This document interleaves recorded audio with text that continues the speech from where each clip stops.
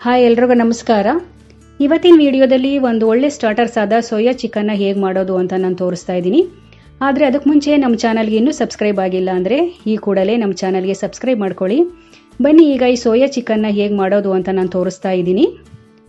ಫಸ್ಟಿಗೆ ಚಿಕನ್ನ ಬೇಯಿಸ್ಕೋಬೇಕು. ನಾನಿಲ್ಲಿ ಅರ್ಧ kg ಅಷ್ಟು ಚಿಕನ್ನ ತೊಗೊಂಡಿದ್ದೀನಿ. ಇದಕ್ಕೆ 1 ಸ್ಪೂನ್ ಅಷ್ಟು ಚಿಲ್ಲಿ ಪೌಡರು, 1/4 ಸ್ಪೂನ್ ಅಷ್ಟು ಅರಿಶಿನ, ಹಾಗೆ ಟೇಸ್ಟ್ಗೆ ಎಷ್ಟು ಬೇಕೋ ಅಷ್ಟು ನೋಡ್ಕೊಂಡು ಉಪ್ಪನ್ನ ಹಾಕೊಳ್ಳಿ. ಇದಕ್ಕೆ ಎಣ್ಣೆನೂ ಹಾಕಿಲ್ಲ, ಹಾಗೆ ಡ್ರೈ ರೋಸ್ಟ್ನ ನಾನು ಮಾಡ್ಕೊತಾ ಇದ್ದೀನಿ. ಚಿಕನ್ಗೆ ಉಪ್ಪು ಹಾಕಿರೋದ್ರಿಂದ ನೀರಿನ ಅಂಶ ಬೀಳುತ್ತೆ. ಸೊ ನೀರಿನ ಅಂಶ ಎಲ್ಲ ಫುಲ್ ಡ್ರೈ ಆಗೋವರೆಗೂ ಈ ರೀತಿ 1-2 ನಿಮಿಷ ಚೆನ್ನಾಗಿ ಫ್ರೈ ಮಾಡ್ಕೋಬೇಕು. ಇವಾಗ ಚೆನ್ನಾಗಿ ಫ್ರೈ ಆಗಿದೆ. ಇವಾಗ ಚಿಕನ್ ಬೇಯೋದಕ್ಕೆ ಎಷ್ಟು ಬೇಕಷ್ಟು ನೋಡಿಕೊಂಡು ನೀರನ್ನ ಹಾಕೋಬೇಕು.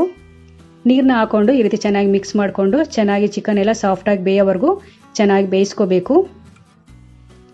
ಇವಾಗ ಚಿಕನ್ ಎಲ್ಲ ಚೆನ್ನಾಗಿ ಸಾಫ್ಟಾಗಿ ಬೆಂದಿದೆ. ಇಷ್ಟು ಬೇಯಿಸ್ಕೋಬೇಕು.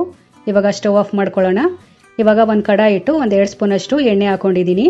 ಎಣ್ಣೆ ಬಿಸಿ ಆದಮೇಲೆ ಬೆಳ್ಳುಳ್ಳಿನ ಈ ರೀತಿ ಸಣ್ಣದಾಗಿ ಕಟ್ ಮಾಡ್ಕೊಂಡು ಹಾಕೊಂಡಿದ್ದೀನಿ. ಬೆಳ್ಳುಳ್ಳಿನ ಈ ರೀತಿ 1-2 ನಿಮಿಷ ಫ್ರೈ ಮಾಡ್ಕೊಳ್ಳಿ. ಇವಾಗ ಕರ್ಬೇವಿನ ಸೊಪ್ಪನ್ನ ಹಾಕೊತಾ ಇದ್ದೀನಿ.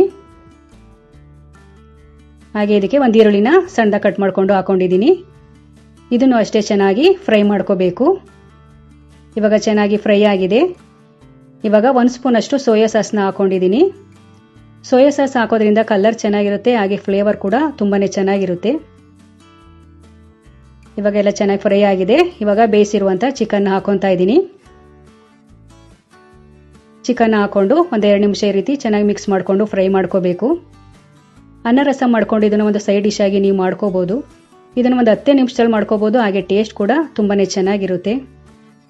ಇವಾಗ ಎಲ್ಲ ಚೆನ್ನಾಗಿ ಮಿಕ್ಸ್ ಆಗಿದೆ. ಇವಾಗ ಕೊತ್ತಂಬರಿ ಸೊಪ್ಪನ್ನ ಸಣ್ಣದಾಗಿ ಕಟ್ ಮಾಡಿಕೊಂಡು ಹಾಕೊತಾ ಇದ್ದೀನಿ. ಕೊತ್ತಂಬರಿ ಸೊಪ್ಪನ್ನ ಹಾಕೊಂಡು ಚೆನ್ನಾಗಿ ಮಿಕ್ಸ್ ಮಾಡಿಕೊಂಡು 1-2 ನಿಮಿಷ ಫ್ರೈ ಮಾಡ್ಕೋಬೇಕು. ಇವಾಗ ಚೆನ್ನಾಗಿ ಫ್ರೈ ಆಗಿದೆ. ಸ್ಟವ್ ಆಫ್ ಮಾಡ್ಕೊಳ್ಳೋಣ. ಈ ವಿಡಿಯೋ ಇಷ್ಟ ಆದಲ್ಲಿ ಲೈಕ್ ಮಾಡಿ, ಶೇರ್ ಮಾಡಿ, ಹಾಗೆ ಹೇಗೆ ಬಂತು ಅಂತ ಕಮೆಂಟ್ ಮಾಡಿ. Thank you.